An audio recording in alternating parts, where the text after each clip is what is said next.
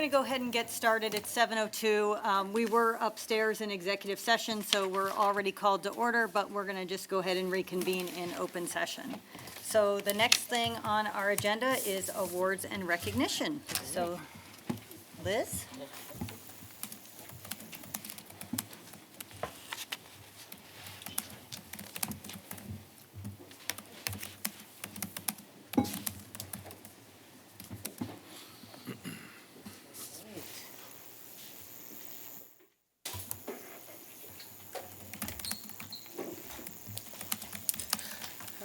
Good evening, everyone.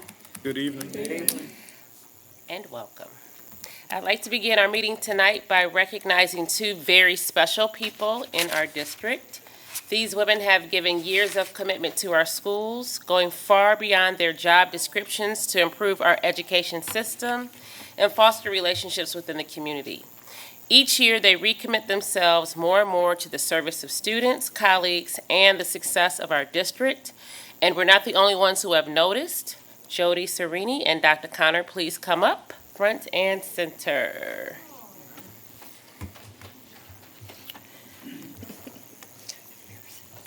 So stay here while I continue to honor you. And you're matching. You got the red memo.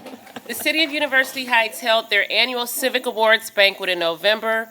Receiving the award for Educator of the Year was Dr. Fiona Connor, who was a physical education teacher at Garrity Elementary. Winning Public Servant of the Year was our board president, Jody Serini. Thank you both for your dedication to our district's mission and for representing us so well. Let's please give them a round of applause. Amen.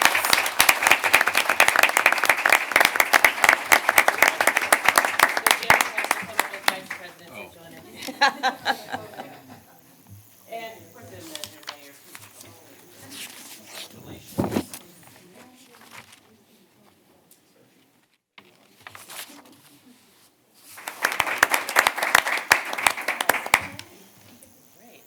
Finally, tonight, we have the opportunity to recognize our Tiger Team members of the month for November. These Cleveland Heights University Hive staff members have been nominated by their colleagues for their efforts to continuously go above and beyond to create a culture of excellence in our district. We have several of the chosen honorees with us tonight. So when I read your name, please come forward to receive your certificate and take a group photo. From the Board of Education, Sharon Roller.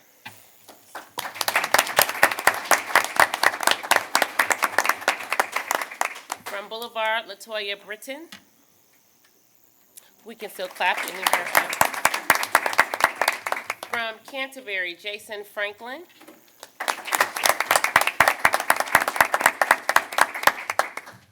From Delisle, Valerie Sanders. From Fairfax, Christy Glazier. From Garrity, Janine Miller.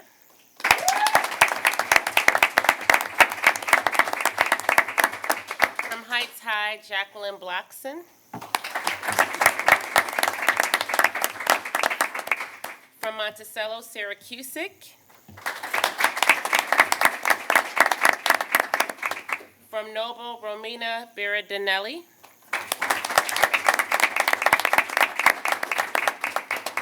From Oxford, Edie Fiala.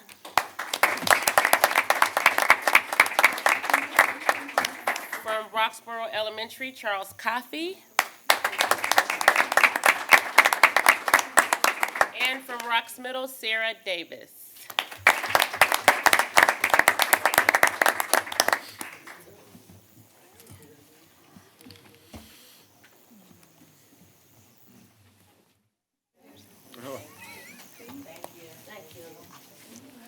Thank you all.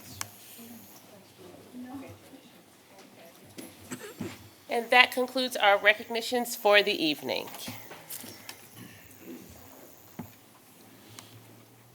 Now moving on to our student reports. Is Caroline Imka here? I don't see And Caroline. Alicia Brooks? I saw the report. I don't see it. Somebody's coming in the door right now. I don't think so. No, it's not her. Well, I guess there hasn't been much going on.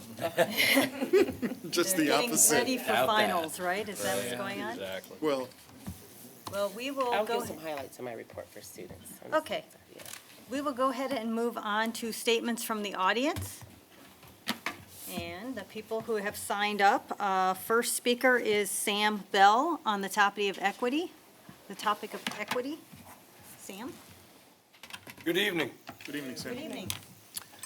So I'm happy to see you all again. And unhappily, I'm here because there are concerns with issues of equity within the district. You're going to hear more about it from other folks tonight. I wanted to mention particularly two areas. One is the middle schools, where, once again, as predicted, separate turns out to be not equal.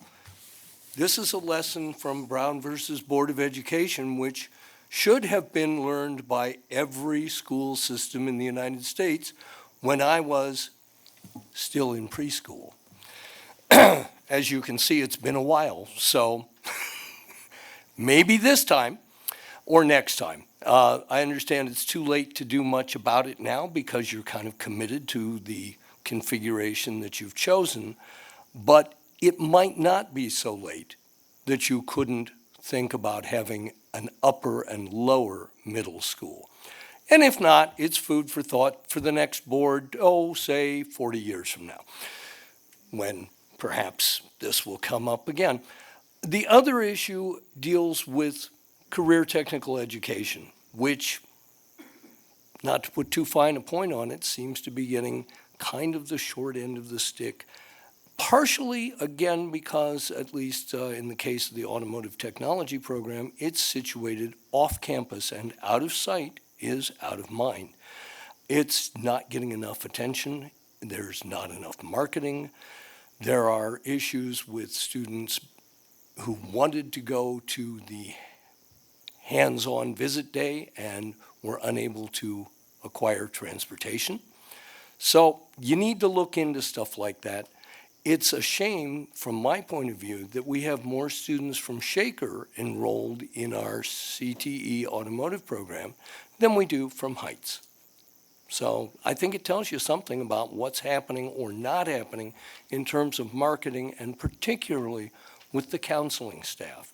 So I will once again offer, as I have previously, to meet with the counselors at any time to try and help them understand a little bit more about some of the CTE programs. Thank you very much. Thank you, Sam.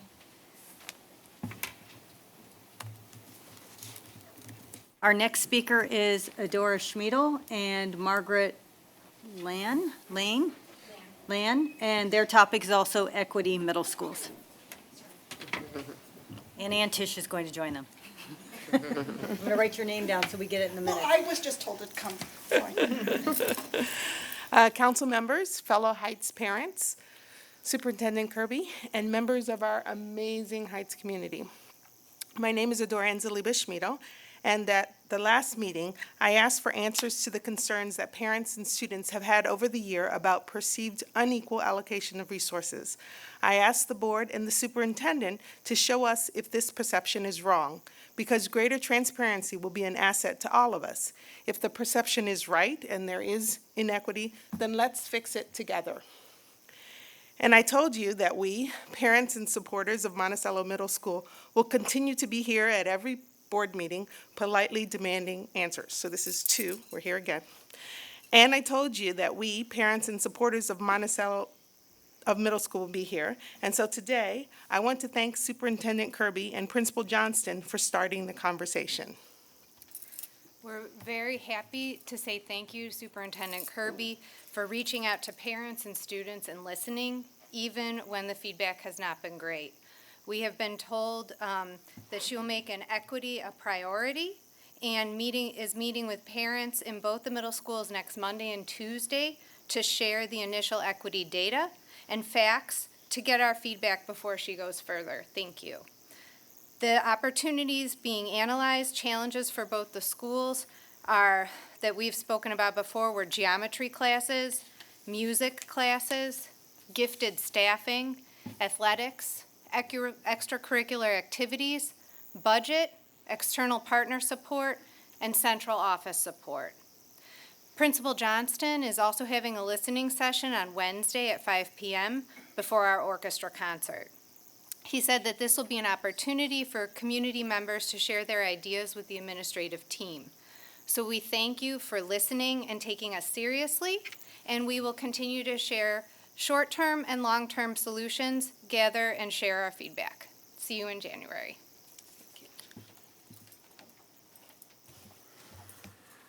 Thank you.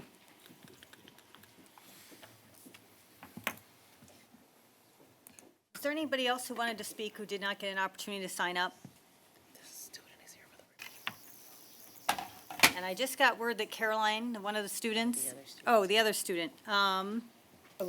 Alicia Brooks is here to give the high school report, so we will call Alicia up now to go ahead and give the student report. There she is. Please come forward and give our report. Thank you.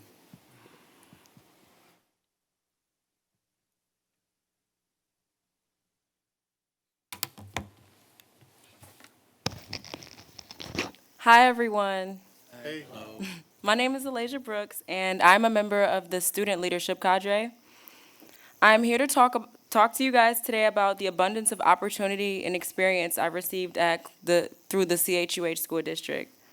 I am a part of the Clinical Health Careers Program, the Link Leader Mentor Group, and the Cleveland Heights Gospel Choir.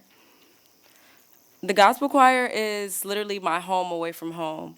It accommodates with my schedule because I got too much room on my school schedule, so I can do it after school. We have an upcoming concert coming up at the Cleveland Heights High School on the 20th. It's open to everyone, only $5. And this Wednesday we'll be singing at Fox 8 news station. And for clinical health careers, it has given me ample opportunity to use my professional skills to work alongside other people that I want to be in the future. And it brought awareness to the internship program that I'm a part of, the Aspire Nurse Scholars Program, which I'm very grateful for. It gave me a full ride to Tri-C and branched off to Cleveland State, so I'm very grateful for that. And it's given me a lot of professional skills through this program, and I could not be any more grateful for what Cleveland Heights has to offer their students. Thank you. Thank you.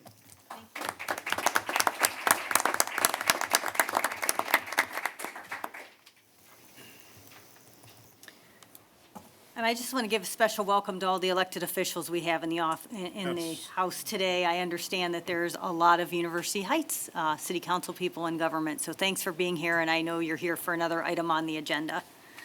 The next item is going to be our consent agenda. For those of you who don't regularly attend our meetings, we do a consent agenda where we approve a lot of things, a lot of business things in one vote, so we don't have to spend a lot of time taking them separately. We do have one item that has been separated from the consent agenda, and that is a field trip. So do I have a motion to consider the consent agenda? So motioned. Do I have a second? Second. Any discussion? Mr. Gaynor, will you call the roll for the consent agenda? Ms. Wright? Yes. Mr. Posh? Yes. Mr. Hines? Yes. Ms. Serini? Yes. Ms. Lewis? Yes. Okay, so the next item will be the educational services item, which is the field trip. Do I have a motion to consider the field trip to Cocoa Beach for the high school boys varsity baseball trip? So moved. Do I have a second? Second. Any, Voting on it? I'm abstaining. any discussion? Yeah, I just want to point out, I'll be abstaining because it impacts my family. No, because I'm opposed. I'm actually all for it. Any further discussion? I Probably want hope us you to have vote a no, don't really you? good time, Dan, and you bring us hope I back get to lots go. of pictures of the kids. I hope you raise all the money you need to raise for I this. hope I raise It's- all, yes. Sounds like an amazing trip, and Yes. it's nice people are stepping up for it. Yes, they sure are. So if there's no further discussion, Mr. Gaynor, will you call the roll? Ms. Serini? Yes. Ms. Lewis? Yes. Ms. Wright? Yes. Mr. Posh? Yes. Mr. Hines? Abstain. Got it. Have a good time on the trip.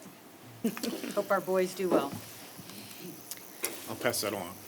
So the next item will be under business services, and this is the final middle school update and program cost. So I believe we have George and Doug Myers. It's been too long, guys. Just doesn't show up.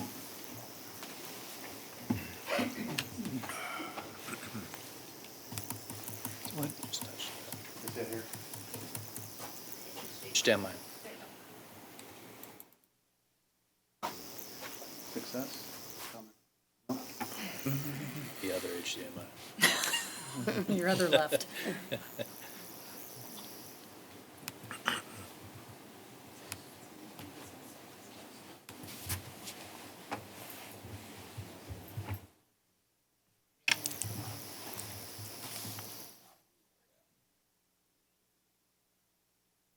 Bingo. Thank you, Mark.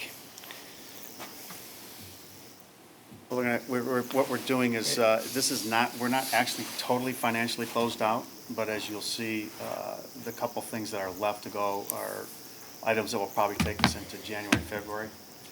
And, but all the financial end of it is all positive to us. So we felt this is the last time we needed to have Doug come and inform you about where we're at with the project.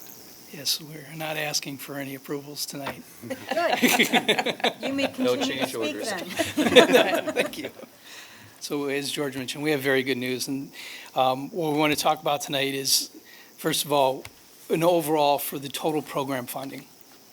So we have a summary for that. And then what each project cost was. So if you remember, we had the high school, we had both the middle schools, and we had the enabling projects. So we have all of those totals then. Then we have, with the middle schools, we had some contingencies and allowances. So we have a report of unused, so that fund's going to be available to the district. Then we have the summary for the total program. And then finally, we have an update as to where we are at the middle schools. It's just a few minor things that are out there. I just want to take the opportunity to thank everybody for allowing PMC and myself to be involved with the program. The last couple of years have been very exciting and dynamic and challenging, and I've been grateful to be able to be part of your program. So the total program funding was made up of a couple different funding sources. Fund 004. We had interest that accrued over the course of the project.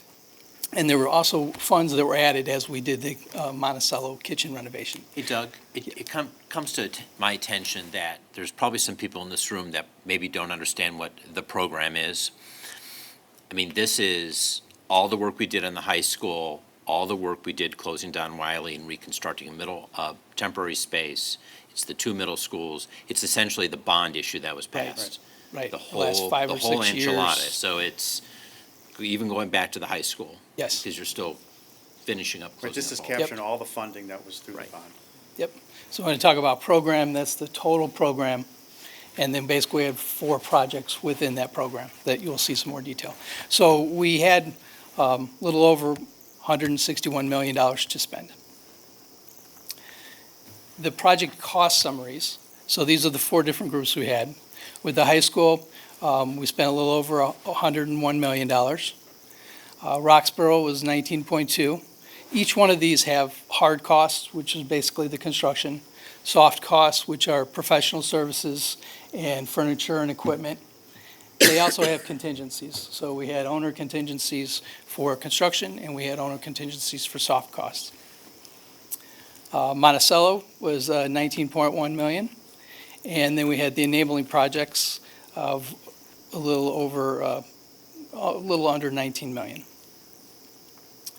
So within the middle schools, we had different items where we had contingencies for the hard costs, so that we had items that we didn't if there were different things that the district wanted to add to the project, if there were things that were unknown that we didn't have in the project, we wanted to make sure we had funding for. So we identified contingencies early on in the project, and then we managed towards those. So the good news we have tonight is all of those, we were able to manage below those in total.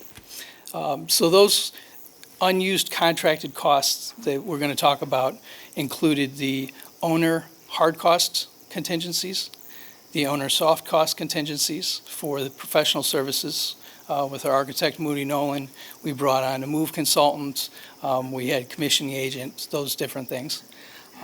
We also had built in then to Turner's guaranteed maximum price, the GMP.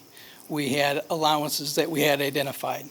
With the projects being renovation projects, we knew that there was going to be a lot of items that we knew we were going to have to do, but we couldn't totally add a dollar amount to them. So we worked with Turner, we established an allowance, and then we managed that with great detail through the whole course of the project. So we have funds there that's going to be available. Then Turner actually had, with all of their trade contractors, they had specific allowances to them. So a lot of those that were not used are going to be coming back. And then finally, with it being a GMP, Turner themselves had a construction manager's contingency.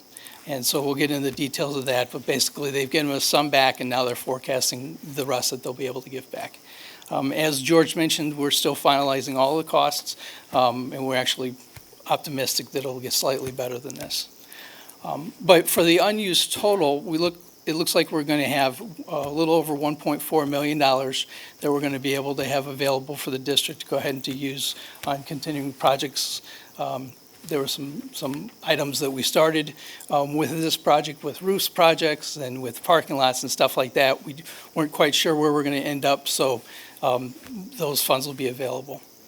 As I mentioned, with those funds, the owner contingency, so we had a combined budget of a little over $3.8 million, and we spent a little over 3.1, so that's a little over $780,000 that's already in the district's hands.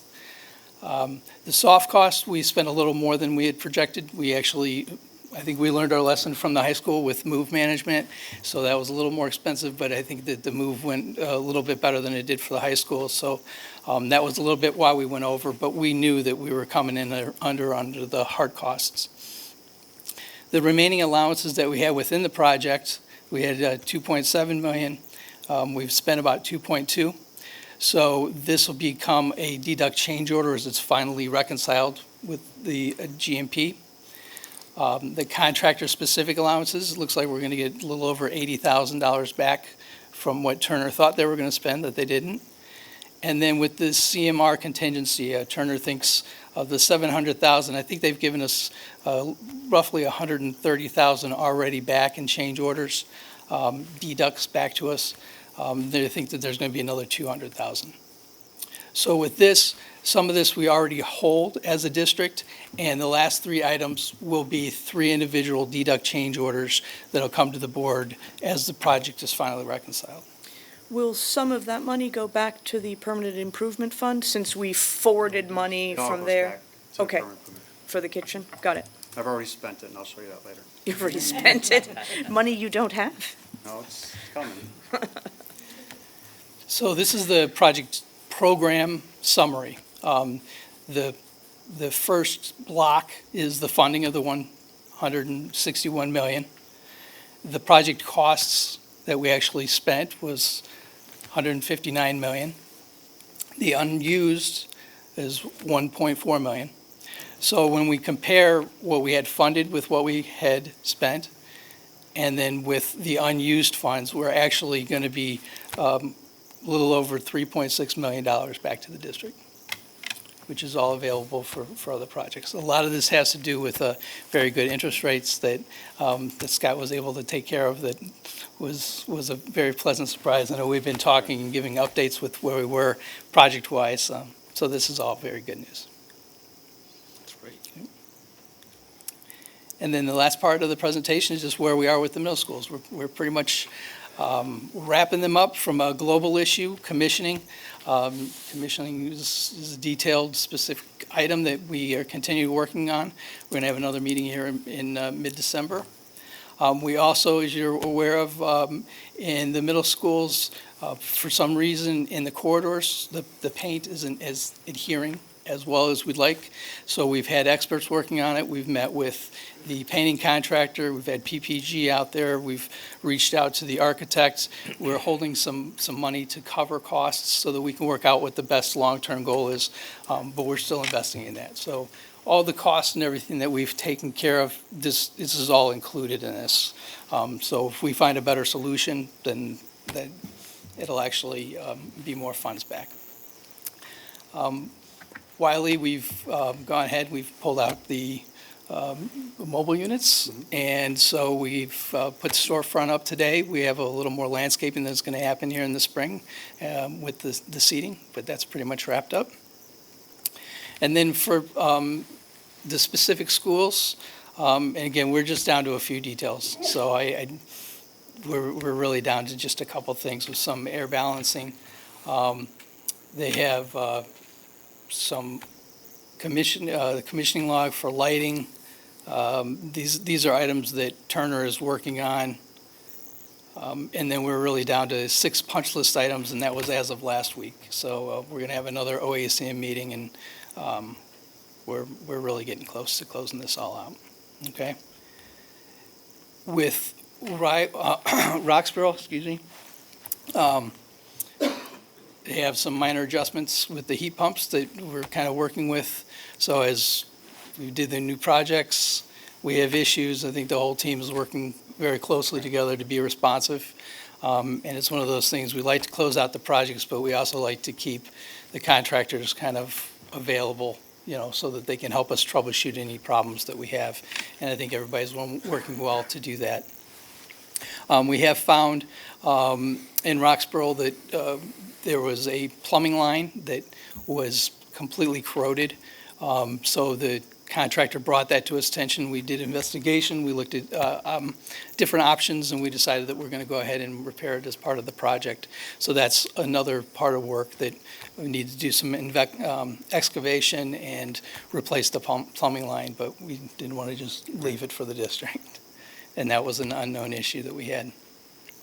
And then we're also down, we have a hot water recirculation issue in the kitchen that we're trying to troubleshoot.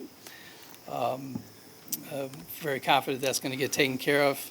And then we're down to a PA speaker as far as a punch list item. So we're really down to just a couple items. Is that Turner's still on site, both schools, and daily they have their crews from Zenith to Smith and Obie. They're out there doing the work that they need to do, and I have our staff coordinating with them over these to come up with solutions.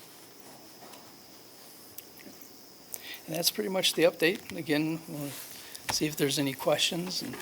Yeah, could you explain what that you have here? I guess I forgot what slide this is, but the CX issues for Monticello? The commissioning issues? Yeah. So the commissioning is after we do the project, we have an engineering team that works with the district and the contractors to go through to make sure that everything is operating correctly. Okay. And so we still have a list of items that aren't operating as designed or as expected, so that we work together with the contractors to go ahead and troubleshoot the problems and get those repaired. Okay, thank you. You're welcome. Monticello, the elevator is finished? Yep. Yes. Up and working? There was a part that had to be ordered. Which wasn't part of the scope of No, and it was beyond that. Right. To be honest with you, I don't know if that's received yet or not. So I hate to say yes, it's been in and fixed. Okay, because that's. But I know there was a part there waiting on. Right, so that's, because that is a concern about access, obviously.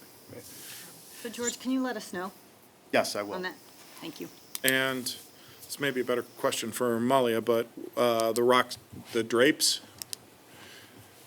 Come visit over winter break. Okay, We're taking over, well, we're not doing rocks first. We're doing Monte over winter break on the, oh gosh, can I do this from memory? 31st of, no, sorry, 28th, 29th, 2nd, 3rd, and 4th. So I have a crew lined up, and we've sent out a remind to all the stage crew students so that anybody who's available and is interested in coming and joining the party knows about it. And we've got all the POs worked out, and it should all happen, right? Hope you have the people. Yeah. So did all the floors and painting get done and all the buildings? There was some. Ones that were in the scope of work did. You know, there were floors that we added on last minute. Monticello had one down in the basement, and one. Auditorium? No, the gym floor, no, Locker room. We did Right. that floor. There was Yeah, floors that we yeah, found we that had- weren't in the scope, that we had extra money at the time. The contractor was on site. We said proceed with doing a couple of them. Auditorium, Doug's right, the one auditorium floor we did have them proceed with. We ran out of time with some things. Roxborough Middle School's auditorium, I'm trying to get that done next year. Frank Novak and Son, who had given us a price to do it, we were pushing him. We added all the other items on them as the project was going through, and they didn't have enough time to finish. So I'm getting another price to have it competitively bid, and we're hoping to do that during spring break. Well, it's obviously important that if we can make sure that an equal number of work was done in both buildings. So I know the theater gym floor was done at Monticello. Oh, both But that was, gym floors that were was done. it wasn't scheduled to be done. That was due to the water leak. Yeah, there was a water issue. That damaged the ceiling and then damaged the floor. Or that, and that, if that didn't occur, it wouldn't have been done. Yeah, but if we can just make sure that what we've done in one building, we've also done in the other buildings, and it sounds like that's the direction that I'm you're looking heading. at, example, for cameras. The cameras that were replaced were the cameras that were pretty much in existence when the schools were closed. And Monticello had substantially more cameras. I just received pricing to update Roxborough's, and I'm going to proceed with that. That'll bring them up.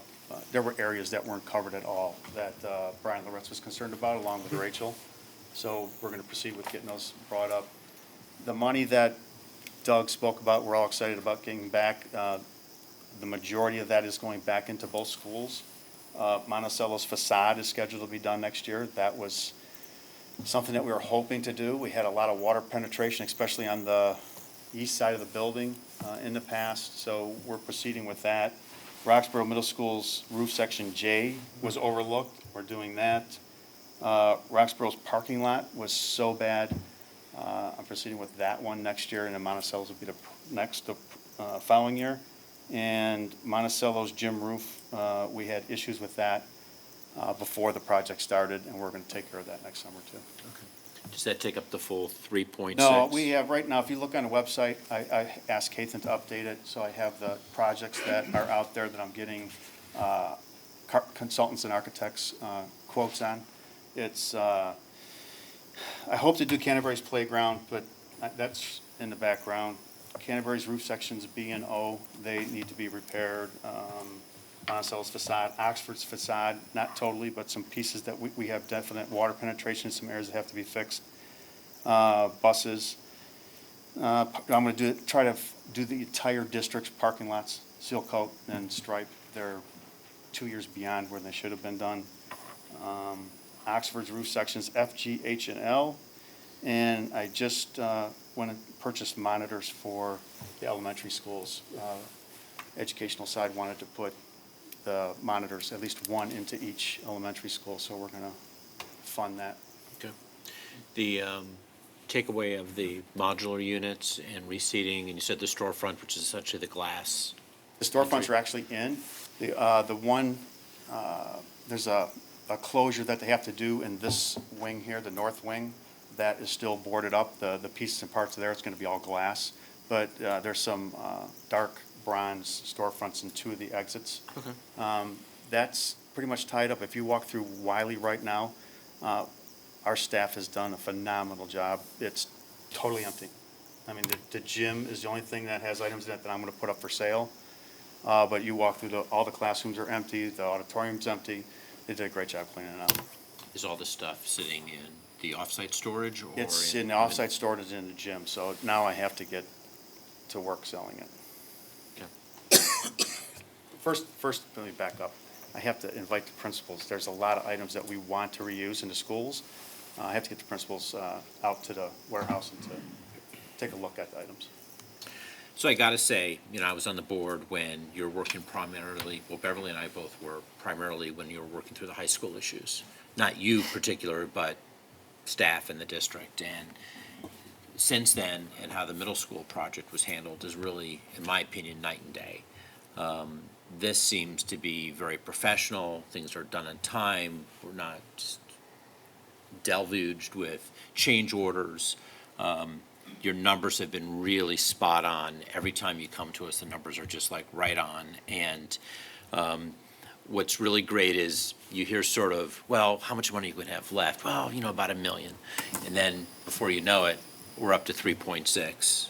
And I got to tell you, one of the happiest days I had walking through that building was when your staff was putting a kitchen floor in, rocks, try to give some equity to what was done at Monticello, because Monticello, that kitchen is gorgeous, and it's a great place to have that central kitchen. But it was really nice, just using leftover parts that were left on the job, you were able to outfit a whole floor, and just do that with essentially just some labor costs. Like the room we're in. Yeah, well, yeah, this is remnants of the high school, the old high school, parts, just so, nobody's. Well, and again, Doug has been phenomenal to work with, and PMC has provided us with the resources with Mary Brauschwitz. Mary's probably does the majority of it for both of us. And Turner has been fantastic to work with. Haven't had any complaints, but appreciate that. Thank you. Well, thank you. And if I may, it's also a good time to just remind the community that many of our neighbors stepped up throughout this process as well, and they served on our Bond Accountability Commission, which was a commission that met originally quarterly throughout the project to just review change orders and how the progress of the entire project. And these are community members with a wide variety of expertise. And these members of the community actually took it upon themselves to change their meeting to once a month toward the end because they felt it was important to be more timely and more up to date.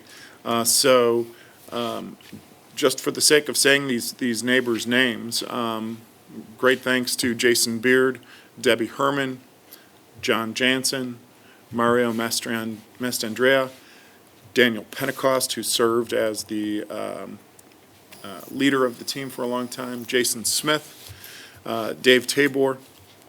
These are all Cleveland Heights, University Heights residents. Not even all of them have kids in the district, but they stepped up to serve their neighbors throughout this process and were a great sounding board throughout the entire time. I know I'm speaking for you as we express our gratitude to them as well. Thank you. Thank you. Thank you. That was a great report, Doug. Thanks, Doug. Thank you. I appreciate you bringing that. Come to us with a couple $1 million more often. My favorite one. Yeah, we'll always find time for that. Come back in January. Yeah, with more money. So now we're on to our treasurer's report, and the first thing on that is going to be a discussion on University Square and the TIF. And I believe I get to call up Brad Cohen to give us a presentation. How are you, Brian? Good to see you, brother. Hello, everybody. Hello. Heather. I have some handouts, but I have, who's our AV guy? Mark? I've got a flash.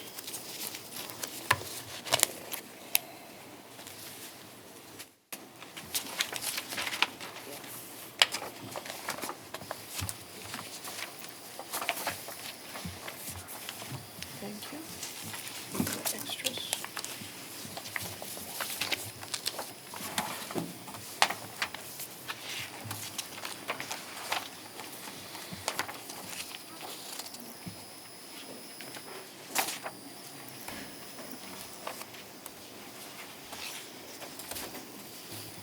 This looks like it's a different project.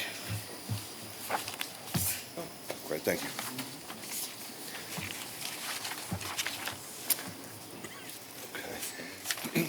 My name is Brad Cohen. My company is Cohen & Company Real Estate, and I am part of a partnership that is proposing to purchase and redevelop University Square. We have been involved in this project about 10 months. We were first contacted by the brokerage company that the bondholders and trustees had engaged to find a prospective purchaser that would redevelop this project. Just to give you a little bit of background, we're all local Clevelanders. Spent my childhood over here at May Company in Cedar Center as a little kid. So we're all from here. This is a project that we intend on buying, owning, and keeping after it's redeveloped. We've got various properties throughout Northeast Ohio, all of which we own, manage, lease, and keep. A little bit of history just about who we are, and I'm going to get into a little bit what our plans are. As you all know, this project was built a little over 19 years ago as a multi-level retail development. It's ironic that going back almost 15 years ago, my company did a lot of the leasing out here. It had its challenges then, and it certainly, as it sits today, has its challenges now. We did a similar redevelopment project in Lakewood, where we bought a 15-story office building that you see here that was primarily it's a 15-story office building. I think there were 2 floors that were occupied. The rest was all vacant. In the course of about 24 months, we converted 14 floors of office into, or 13 floors of office into 200 apartments, market rate. We opened up our last phase this past summer. We go between 99 and 100% full, depending upon where we are in the month. We rebuilt this, and we offered lots of different amenities, indoor dog park, there's restaurants, rooftop patio, high-speed internet, all the things that renters today are looking for.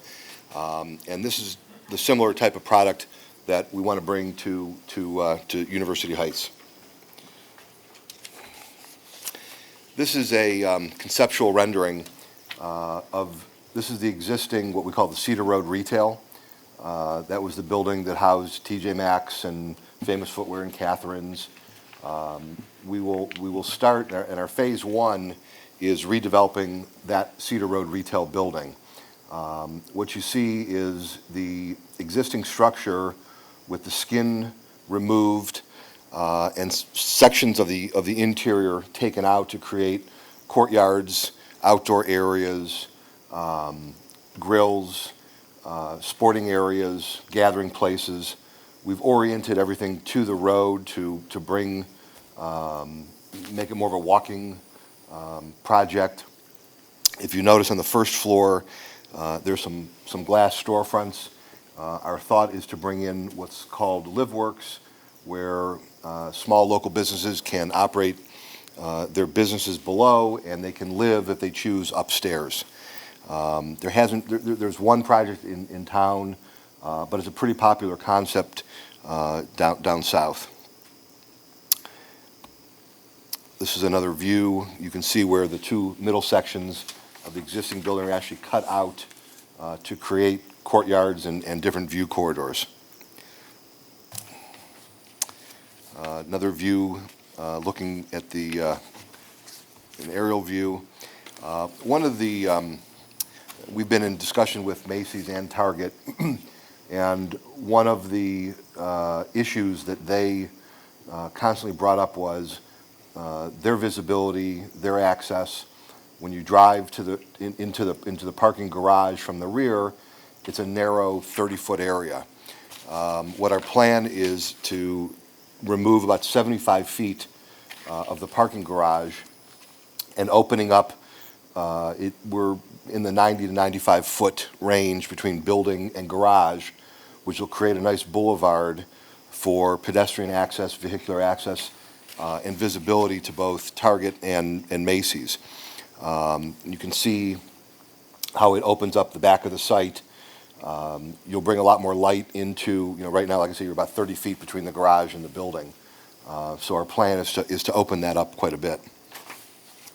This is a view looking into it's actually the rear of the building, which will be the main entrance, standing at the garage, looking into the building. This is the reverse view looking at Macy's, which again is now just a real small little view corridor.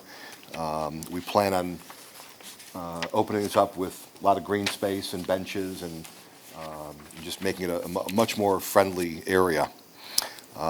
This is just a top overhead view, giving you an idea. You can see how wide that area is behind, showing the existing Target Macy's, the existing Key Bank that will remain.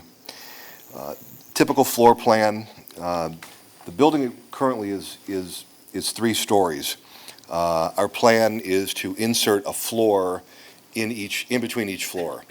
The building ranges from 22 to 24 feet high currently, so by inserting a floor in between still gives us our 9.5 foot ceilings, which will give us a 6-floor building without gaining any height. Right now, the plan is about 203 units. That may change. It may go up a couple or down a couple, but for the most part, it's going to be about 200 units. You can see the breakdown of 1-bedroom, 2-bedroom, and 3-bedroom. These are all market rate rentals. Rents will be in the range of $1,400 to $1,900 a month. Finishes will be very similar to what we did in Lakewood. All hard surface flooring, all granite countertops, stainless steel appliances, LED lighting, and then all the amenities from dog walking areas, fitness facilities. We're not sure yet what we're going to do in terms of whether we have a pool or not, but you can see these middle sections here are what we call the outside entertainment areas. This is just another floor plan. Once we get up to the 3rd, 4th, and 5th floor, there's a little bridgeway that connects to the top of the Applebee's. These corner units actually have pretty dramatic views of downtown. That will remain, as part of the structure. It's our intention, in working with the school board and the county and the city, that all goes as planned. We would like to close and start construction late spring, early summer of 2020. It's roughly a 14-month construction project from start to finish. We're considering this phase 1. Part of our purchase also includes the old Tops and Joanne building, which we're looking at as phase 2. We don't have any specific plans for that. We've got several users that we've spoken to, different types of uses, some using the building, some not using the building. It's our belief that once we get this project underway and have a successful phase 1, that'll only enhance the value of phase 2. Instead of just rushing in and picking the first person that's interested in phase 2, we're able to go through, purchase the building, get phase 1 up, get it built, get it leased, and then look and see what the best use for phase 2 would be. It is our hope that the school board, again, in working with the city and the county, realizes and sees what a tremendous project this will be once completed. We've, as I've been working on this for about 10 months, and we believe that this will bring a crown jewel to the community. Thank you. Thank you. Does anybody have any questions for Mr. Coet?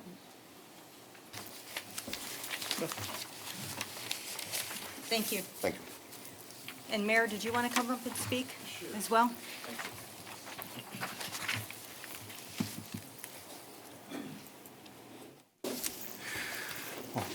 Thank you, Mr. Coet, for your presentation to show the community what it is that we are seeking to do at University Square. We have a resolution, we have a compensation agreement that we've negotiated and drafted. The city is requesting that the board approve an exemption for 100% for 30 years, with the school district to be compensated as set forth in the compensation agreement. And as more fully set forth in that agreement, this compensation includes semi-annual payments of $50,000 from the TIF fund for the TIF period, essentially $100,000 a year to the school district from the first $1 million of annual TIF revenues for the TIF period of 30 years. Also coming from the TIF fund will be supplementary compensation associated with any new school levies. The city is agreeing to waive or to pay the school district $20,000 a year for special assessments that the city has levied on school district properties. This will commence in 2020 on or before June 30th and continue for the length of the TIF for no longer than 30 years. There will be a settlement of past due tax amounts that will come from the funds the trustee is currently holding. That'll be transferred and distributed pro rata, but basically per these percentages to the school district in the amount of 76%, to Cuyahoga County in the amount of 12%, to the Cuyahoga County Library in the amount of 7%, to Cuyahoga County Community College in the amount of 3%, and to Cleveland Metro Parks in the amount of 2%. In addition, the city shall notify the school district if the development to be constructed changes substantially after the date of this agreement, changes substantially from what we've seen here this evening. And further, if either the city or the school district desires to call a meeting per that change, we'll meet to discuss it, and if necessary, amend our agreement. But moreover, the city will approve the new TIF ordinance by no later than January 20, 2020, and commence negotiations as to a cooperative and development agreement immediately thereafter, and complete those negotiations on or before we've given ourselves until January 1, 2021. Until that time, the city will provide quarterly updates on the progress of the negotiations for that cooperative and development agreement. Now, you've heard the calendar that Mr. Cowett has suggested, and I anticipate that we will not be using the full year to negotiate this development agreement, but rather we've put it out a year in an effort to avoid having to come back for more time if for some reason we would hit some sort of snag. When it comes to the timing issues, I want to step back for a moment. The bondholders took over University Square in foreclosure and had an 18 to 24 month anticipated plan for turning it around, and that was over 5 years ago. At last, we have, there were a series of potential developers, but at last we have someone who has the right vision and the wherewithal to see it through. And we've heard from him this evening, and it's not a moment too soon, because with the amount of time and effort and money that the bondholders have invested in this property over the last 5 years, the bondholders have asked that the board give its approval for the proposed redevelopment financing structure in the form of this compensation agreement by essentially today, with the city to follow up by no later than January 20th, 2020. The bondholders have indicated that if their deadlines are not met, that if the city or the school district withholds approval of the proposed replacement TIF, the bondholders will pursue a liquidation strategy for University Square. And what are the consequences of that were that to happen? Well, we've all been willing to consider this proposal, not just because of the merits of the design, but because of the timing and where the bondholders are. If the bondholders were to pursue this liquidation strategy that we are, in essence, avoiding, it could be catastrophic were to occur. Part of that strategy would be to sell the out parcel where the Key Bank and the adjoining shopping center are located, which would immediately, it would be marketed for sale. And if the city had reason to believe, well, the city does have reason to believe that there are potential interested buyers for just the out parcel. But if that parcel were gone and off the table from this whole redevelopment strategy, then that sale could cripple any chances of redevelopment of University Square, since the revenues generated from the art parcel are a significant enticement for a potential developer. Without the revenues and value generated by the out parcel, a developer would be unlikely to undertake the ownership of the core retail parcel or be able to invest in a new project. In addition, the bondholders would exercise their right pursuant to the parties' long-standing existing cooperative agreement dating back to 2001 to have assessments levied against the core retail parcel. And this step would likely preclude any redevelopment until the expiration of the existing TIF in 2031. Of course, if that liquidation scenario were pursued, there would be no new revenues for the school district. And University Square, which has long been an underutilized troubled asset, would remain a troubled site for many years to come. Moreover, the bondholders have indicated that they would not be in a position to allocate further resources to the maintenance and upkeep of the garage structure. And without ongoing capital investment for maintenance and upkeep of the garage would almost certainly become a safety issue at some point, placing the long-term viability of the Target store especially in jeopardy. But tonight, we are in a position where we avoid all this.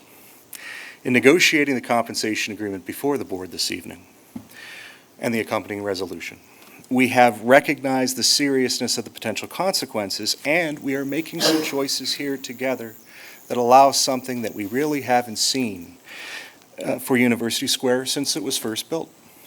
And that's a bright and vital future. In addition to being the last best chance for University Square, you've heard this evening from Mr. Cowett his outline of the vision for University Square, for the site that is worthy of the city of University Heights, that is worthy of the people that live here, and is worthy of the constituencies we serve in University Heights and Cleveland Heights.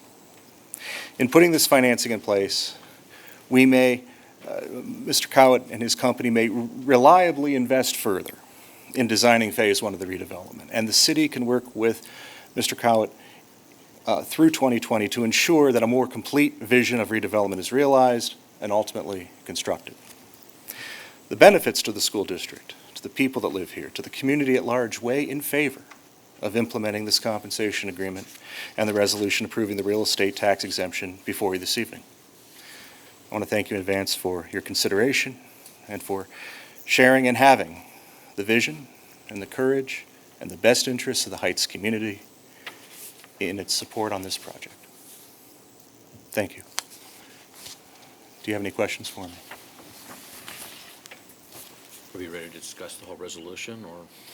Yeah, I think I have to have a motion to consider the resolution. So do I have a motion to consider a resolution approving a real property tax exemption under revised code section 5709.41 in connection with the development of certain property in the city of University Heights, compensation agreement, and related matters? Do I have a motion to consider that? I motion we consider that. Do I have a second? Second.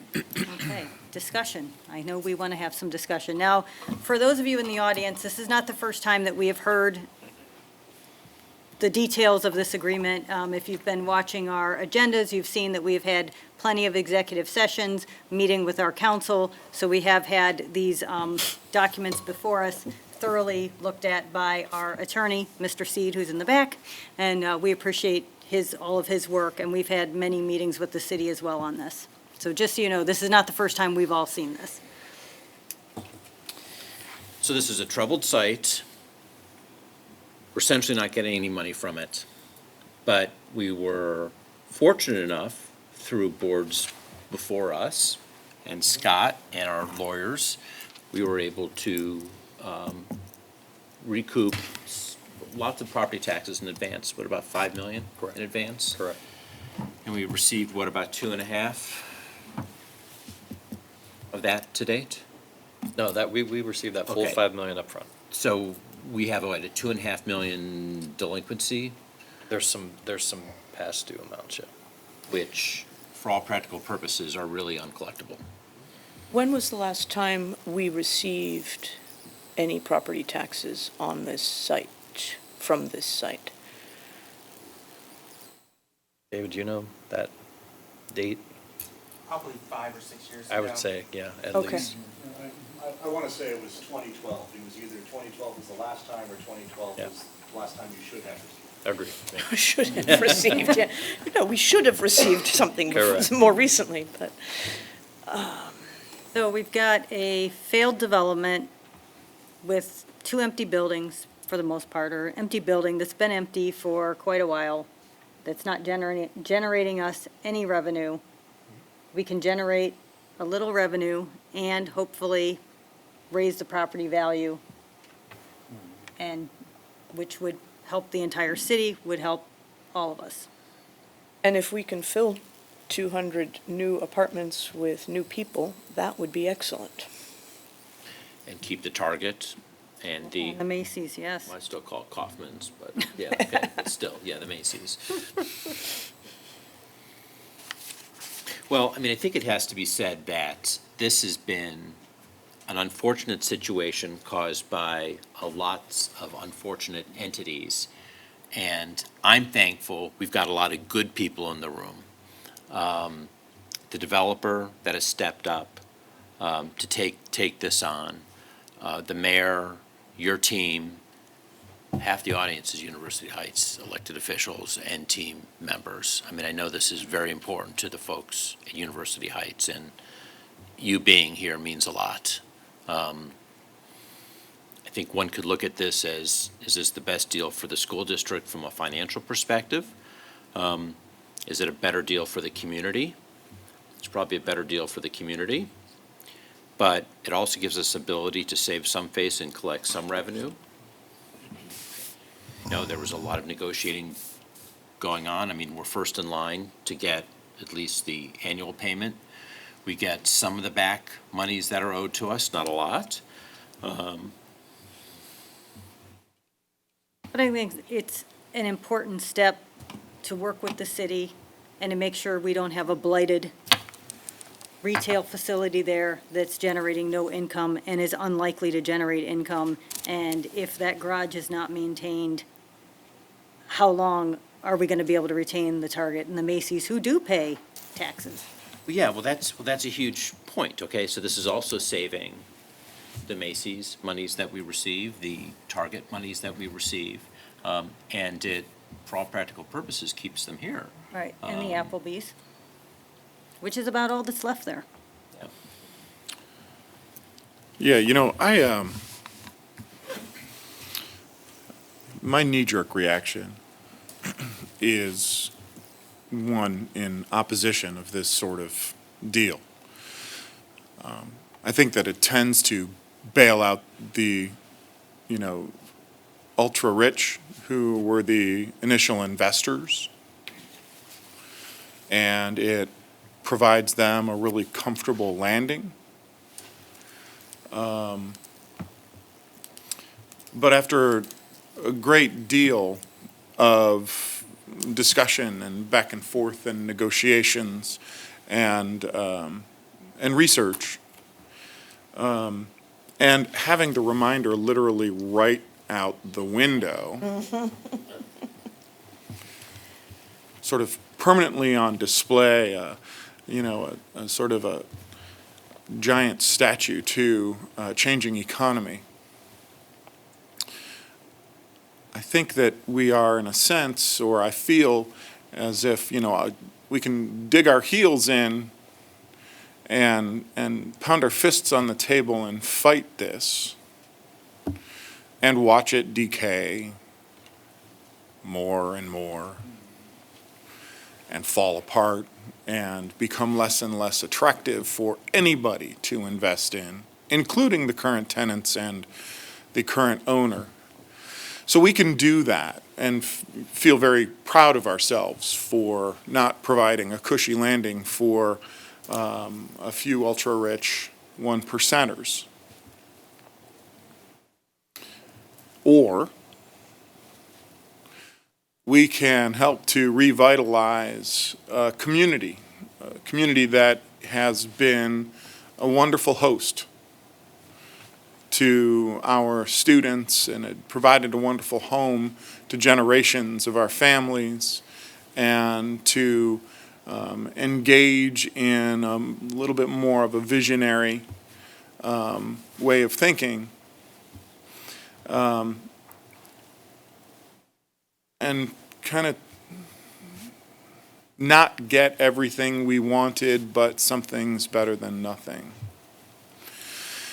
And it is a bitter pill for me to swallow. But I will swallow that pill because I believe it is going to lead to a healthier future for the city of University Heights and for the children of the Cleveland Heights and University Heights schools. I think that it is likely to bring in new tenants. And we haven't seen a whole lot of that here lately. I I think it will just be that, I hope it will be that shot in the arm that this neighborhood, this very specific neighborhood, has waited so long for.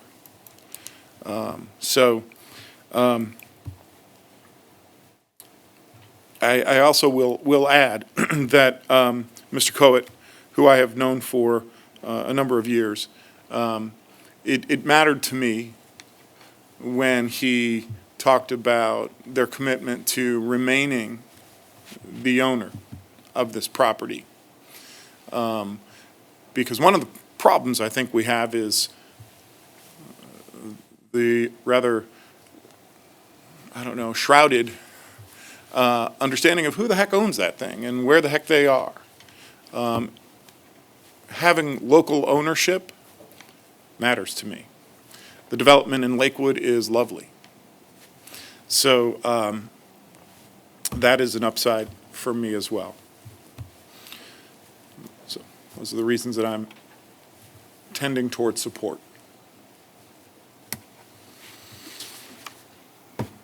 Any further discussion?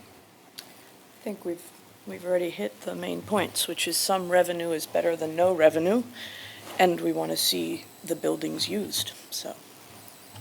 Well, and I feel that in the situation that we have, we've negotiated the best deal that we can get out of a failed property and hopefully can turn it around, so it is something vibrant for the community. Agreed. So I want to thank Scott and David for their help on that. You're here. Absolutely. So, should we go ahead and take a vote on this?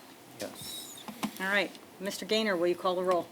Serini, Yes. Miss Lewis, Yes. Miss Wright, Yes. Mr. Posh. Yes. Mr. Hines. Yes. Thank you.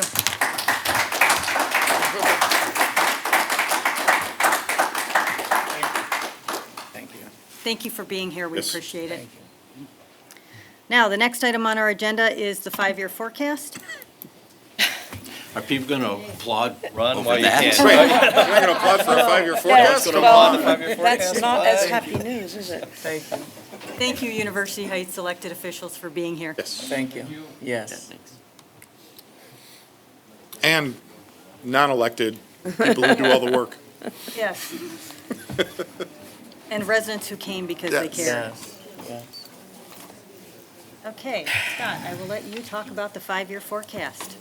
This will be for action, so. Yep, we have to vote on this tonight. So this is one that goes down to Columbus? No. No, actually, we already sent down to Columbus last month, but We vote to approve it every month. yes. Okay. Do you want to grab a motion first? or- Oh, yes, I guess. Do I have a motion to consider the five-year forecast? I motion that we consider the five-year forecast. Do I have a second? Second. Discussion. I will note that this, you've seen this before, there's no change in the December forecast from the one in November. So the bottom line is the same, all the assumptions are the same. We're hopeful that in January, there may be some slight changes to the voucher numbers. That's when the actual numbers should hit the foundation deductions. So you may see a slight change there. If it's material, we'll make sure to put that in there, but everything else is Expect it to be what more it or is. less? I expect it to be around where it is. It could be slightly more, could be slightly more. Is it going to have an impact on the levy No, amount that nope, is coming up? nope. So, but in January, is it January that the next window opens for new enrollments? No, February February 1st. 1st. February 1st. For next year. February 1st. So, every new enrollment is more money away from this district. Correct. Correct, and once that enrollment period opens, then with the new legislation, that's a rolling and open enrollment period, correct? But- Allison, I'm pretty sure, yeah. But in February, it's not like people are withdrawing from the district. No, that would be for next This would be for the next year. Correct. Right, Yes. so this is, and you've already forecasted a bump up. Correct. And what those numbers are going to be. And it's pretty I mean, we know who's using those vouchers. Mm-hmm. Generally not the kids in our building. Correct. So you have a count, an approximate count. Essentially, all the buildings are open with a high school, because of the high school determination. I mean, I think it's a pretty easy math. I mean, it's pretty easy to forecast what that amount is. Correct. Now. Under the Now new that they rules. changed now that they changed the state law the way that they did. Unless we're able to do something. So Scott, the line called Ed Choice Voucher Yes. shows a growth year over year. Is that Yeah, that's the, the so that's. same children keeping their voucher because they haven't made it to 12th grade yet? It is, and then it's incoming kindergartners. And, right. Correct. Okay. So that's the Whereas the growth you new see. line for high school non-public ed choice, that $2.1 million, those are the new vouchers that just hit us because of the change in state law. Correct, and we're assuming. So you assume 12th that graders rolling off. an and the- equal number. and freshmen. Right, ninth graders get, replace the 12th graders. And as that plays out, we'll get a little better handle on that, but that is the assumption. You're Right, absolutely correct okay. at this point.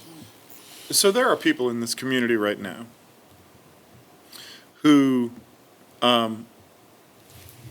may in fact have the best of intentions, or not, who spread the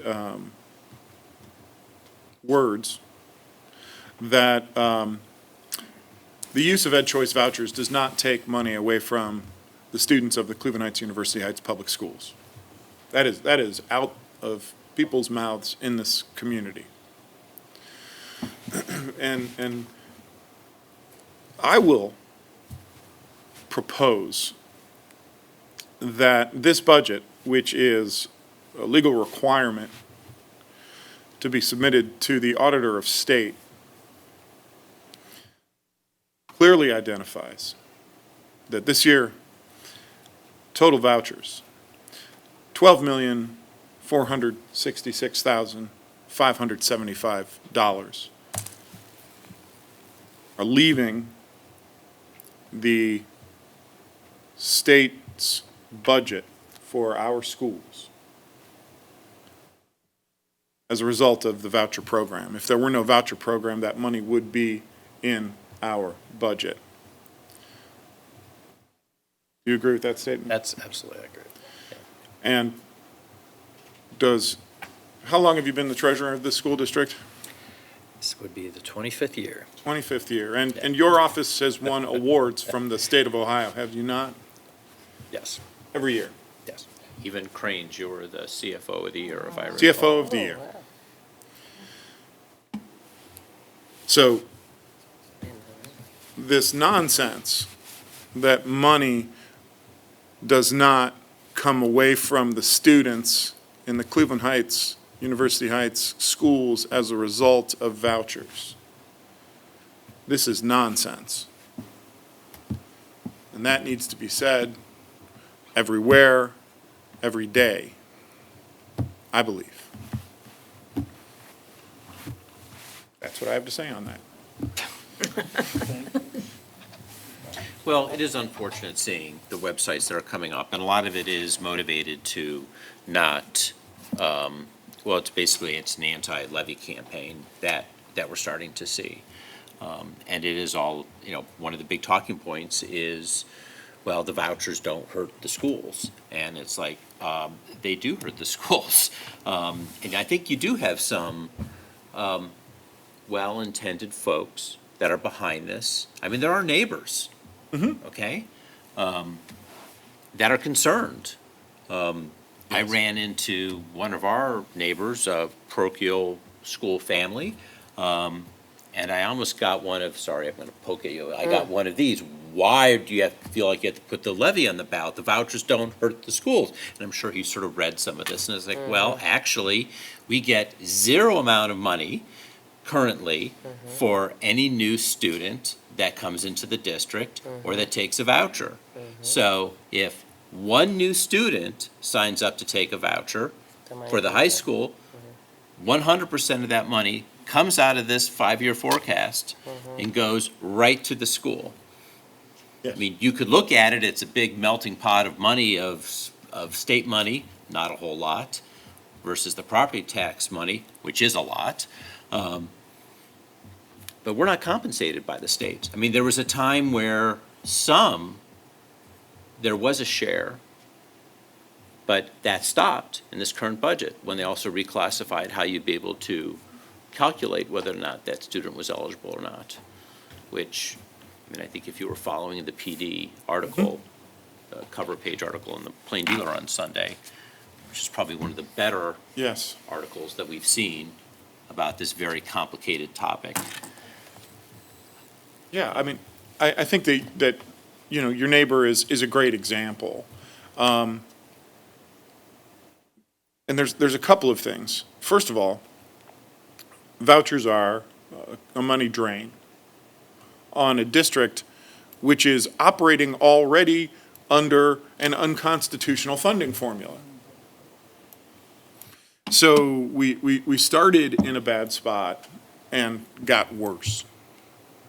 And on this end, we have tightened our belts every year. Our incredible staff, because of the most recent extension, our incredible teaching staff generously accepted just a one-year contract. So those families can't plan any further down the road. You know, we locally are doing everything within our power. What we need is help from our community to change the rules that we are doing our best under. And that is that our community needs to advocate on our behalf in Columbus. So we will be sharing language with our community tomorrow morning with specific talking points that we will be asking our families to use to contact our legislators so that they know how important this issue is. It's a dynamic situation, so there's a lot of activity happening in Columbus around at least some short-term fixes, but we need to hear the voices of our families whose pockets these funds are directly coming out of. The $12 million is a loss for our families. And for people who read the article that was in the Plain Dealer, it's not just our school district that's affected now. There's plenty of other school districts that are affected, and what's interesting is now we're starting to see school districts that never would have thought they would ever be affected. Places like Solon, Shaker, Brecksville, Broadview Heights.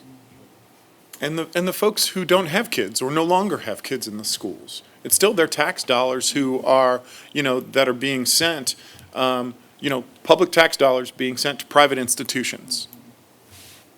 So, you know, everybody has got skin in this game. And you're right, and it is very time sensitive because there are some deadlines rapidly approaching in Columbus, so we will wait eagerly for those talking points. Yeah, the big one being we want to get in legislators' ears before they leave. You know, they're going to recess for their holiday break. Yes. And they need to hear from us, and they need to hear loud and clear from us before they do that. Well, I think we can sum up what they need to hear very quickly in one sentence, which is, I am a taxpayer, and I am opposed to public money going to private schools. That's all you need to say. So call or email Senator Matt Huffman, Senator Peggy Lanner, Representative Larry Householder, and Representative Dawn Jones. If you have time for 4 phone calls, those are the 4 people to call. Thank you. And thank you to our local representatives, Janine Boyd, Sandra Williams, for their leadership on behalf of our kids. They're doing a great job. They're just in a real minority. It's an uphill battle for them. We need to back them up. So, I also think it needs to be said that members of this board have been down in Columbus upwards to 3 times since our last meeting, doing battle with lobbyists and the elected officials and our associations to try to see some change. So one of the things when I was sort of getting the finger pointed in the chest was, well, what are you doing about it? And it's like, well, we're trying to do a lot of stuff about it. And, one of the examples is, we are working with our lobbyists because sometimes there are, a lot of this legislation came to be because of lobbying efforts on people that wanted to have some relief from paying what they felt like were property, high property taxes. And they saw kids going to a public school, but they don't want their kids to go to a public school. They want their kids to go to a private school. But they feel like part of their property taxes should be covered. And I'm okay if the state pays for that. But you can't ask us to do all the things that we're doing and have it entirely on our backs. Right. At the very least, if the state legislature would stop the pass-through of the money through local districts and just fund it out of a separate state budget item, then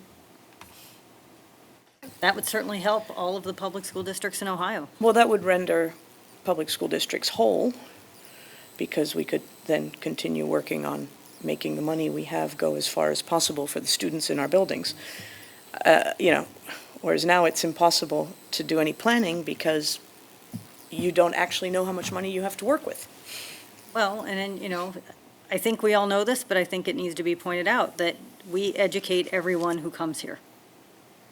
And private schools don't have to do that. They get to set their enrollment criteria, and they can choose who they want to take and who they don't want to take. And they frequently send them back when they've decided somebody is not necessarily the right fit.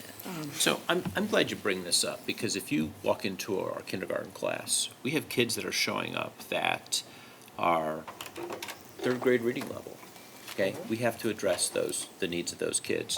We have kids that are coming in that don't even know their ABCs. We have to deal with that. So this is the kind of diversity that we talk about in our school district. That's hyper expensive And we to have try to special deal with needs. that.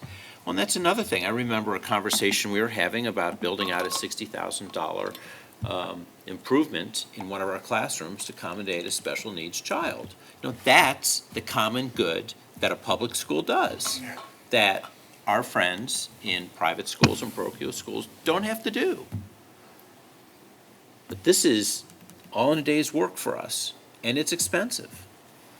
And then you look at our teachers. Our teachers are certified. High degrees, certified, and they have licenses, okay, for every role that they take in this district. That's expensive. So it's kind of sad when you sort of seeing these websites pop up, and they sort of look at, well, you pay your teachers too much. And it's like, okay, well, hold on a sec. And they're comparing it to either a minimum wage charter school or a better than minimum wage parochial or private school teacher. And it's like, but our requirements are totally different. And this is not optional. It's not like we're ahead of the game by, because we want to hire a licensed teacher. That's the law. Well, I think we still want to hire licensed teachers.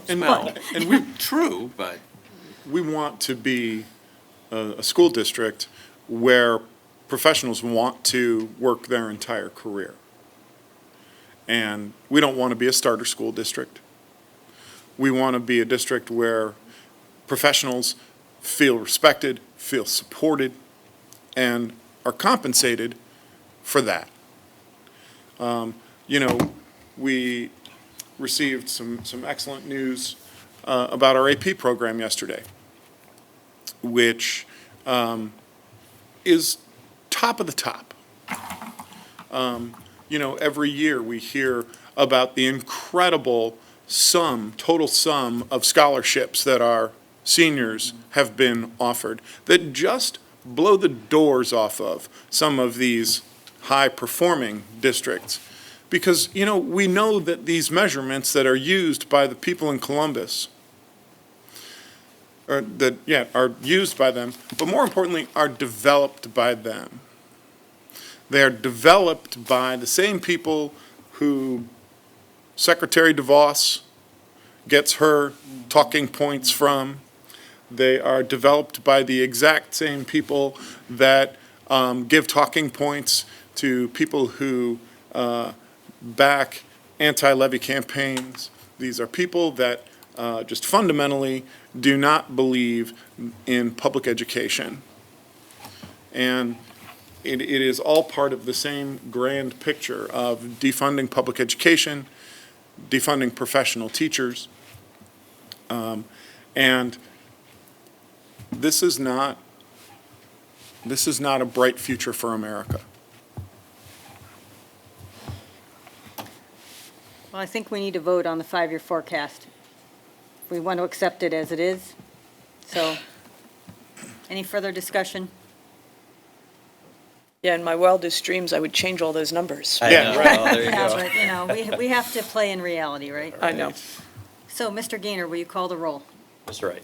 Yes. Mr. Posh? Yes. Mr. Hines? Yes. Ms. Serini? Yes. Ms. Lewis? Yes. So, moving right along. The next thing on our agenda is Levy 2020. This is a resolution, this is the second reading of whether or not we want to put a levy on the ballot. So do I have a motion to consider? I motion that we consider the 7.9 mil continuing expenses levy. I second. I'm sure we have a lot of discussion on this. And the first discussion I will start out with, and running the numbers, we were looking at this, and if we do not pass a levy in calendar year 2020, we will need to cut $5 million from our budget. That roughly equates to, if you take just an average salary, that roughly equates to 67 positions in our schools, or 67 positions out of our schools.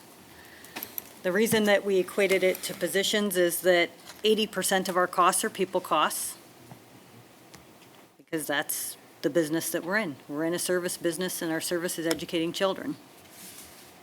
I would really not like to have to go there. But it's going to require our community to step up, and this is a big ask. It's a significant ask. 7.9 mils is not something that I take lightly. I'm very pleased that we were able to stretch the last levy by an additional year. We have made upwards of, I know it's more than 5 million in cuts since our last levy passed. I think from the levy before that, it's probably been close to 9 million cuts, $9 million in cuts. It's hard to just keep cutting and cutting and still provide a quality education for children and to do all the things that we just talked about having to do when you're educating all. So while as much as I hate to ask the community for this, I think we have to, and we have to for the sake of our children. That's my position on this. Additional discussion? I'm pretty angry that we even have to ask our community to continually pass levies.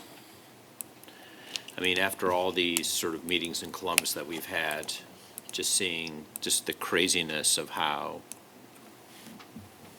there's this total lack of value of public education. And again, you know, read the article from the PD on Sunday. It's pretty clear about how you're blindsided here, blindsided there.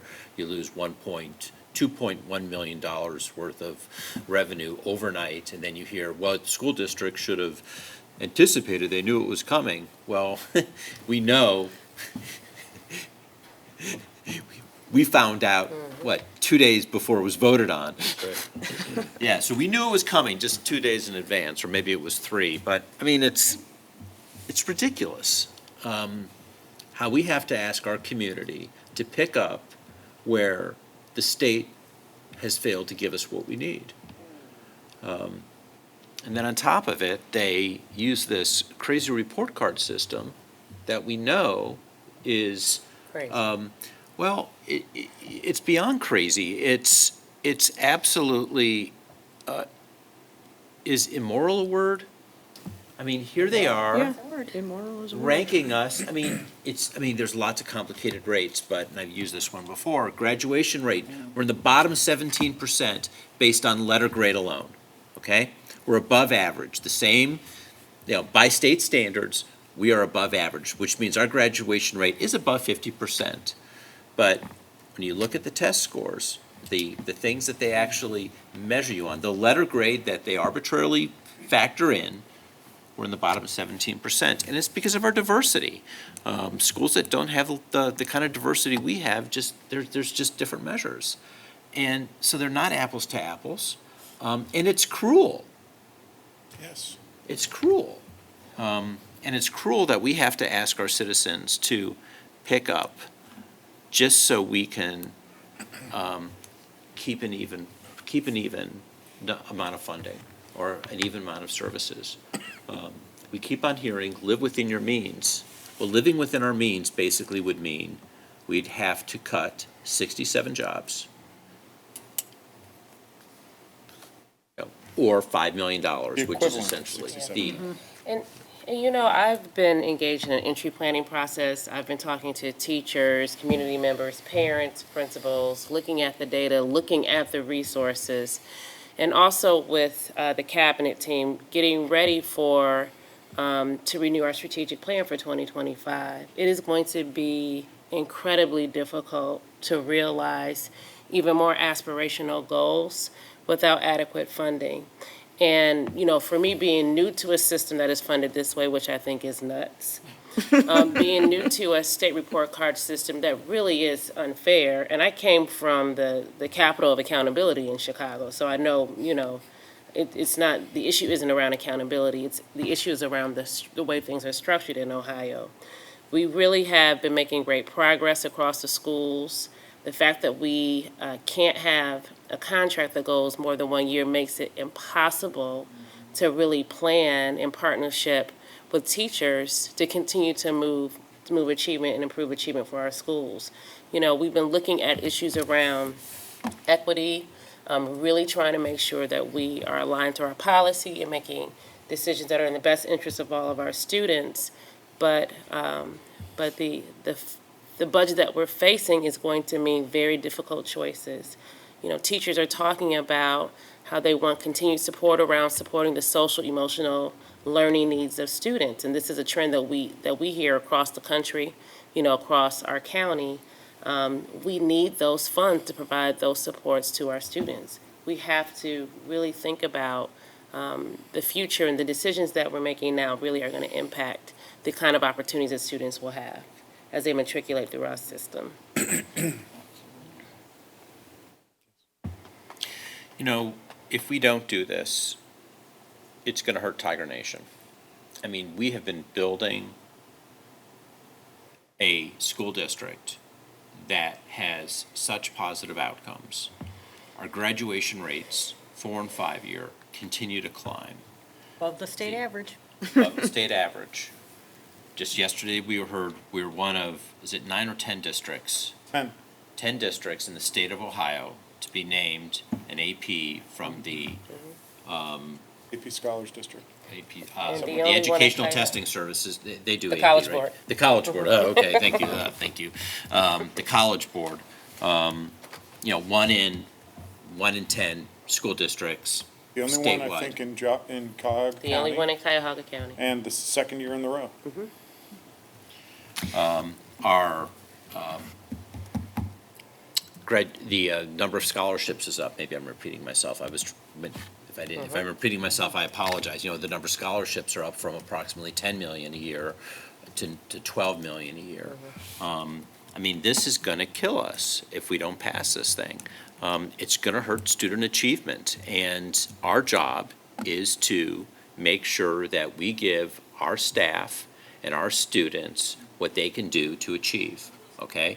And if I have a community member that's pointing his finger at me, I gotta say, I'm sorry, but my students matter, and it's gonna cost us more, and I'm gonna have to ask you in a democratic way, a fair way, in order to make a decision to support this or not. And I know people are gonna look at the letter grades in the report card, which we know are untrue. And I've got a whole bunch of data here in front of me to substantiate that. I'll give that to the levy committee to push out, just to sort of prove how incorrect those benchmarks are. But I don't see we have a choice. Last week, we interviewed candidates for the library board, and one of them spoke about the common good and how library systems are part of society's structures for everybody. Whether you use it or not, it helps everyone because it exists. Public education is the first example of common good. Whether you use it or not, the fact that public schools exist helps everybody in society. And we have changed our thinking about the value of the common good, and people have become very egotistical and don't want to pay for things that they don't think benefits them directly. And the reality is that if we don't support our public schools by funding them properly, then what becomes of public education? We then will end up with a system that only teaches the bare minimum, right? The state requires that you take 4 years of English, 3 years of math, 3 years of social studies, and how many years of science to graduate? 3 A or lot of the 4? same people are not real fans of science. Yeah. so. And so if that is all that is required as the bare minimum, is that really sufficient for us as a society? Is it sufficient for your child or my child? No, of course not. We all want more than the bare minimum for our own children, and we should want more than the bare minimum for everybody's children. And our district provides so much more than the minimum required by the state of Ohio. And it's all of that more, which makes us a better place and makes us better people. So I will go back to, pounding on the common good. We have a responsibility to keep our education system as strong and as, what's the word I'm looking for? As diverse and as full of opportunities, as Alasia Brooks said earlier, as we possibly can. We cannot be in a position where we are making choices between this and that, when you know that this is good for some children and that is good for other children, and they all should have what they need, rather than we only cater to a very narrow spectrum of society. So, there we go. I'll get off my I do horse. think, though, that this conversation is taking me someplace I didn't think it would, and that is to us at this table. Because we have talked a great deal about measurements that matter. And here we are talking about the measurements that are sort of applied to us very effectively. And we are continuing to wrap our heads around, with a lot of input from our neighbors, about the measurements that matter to us, the real measurements that matter to us. And I think that we need to do a better job of taking this notion of measurements that matter and doing a better job of putting that out as the real narrative, not even the alternate narrative. I mean, I think that we need to carry that ball more intentionally downfield, further, faster. I think this is really showing that.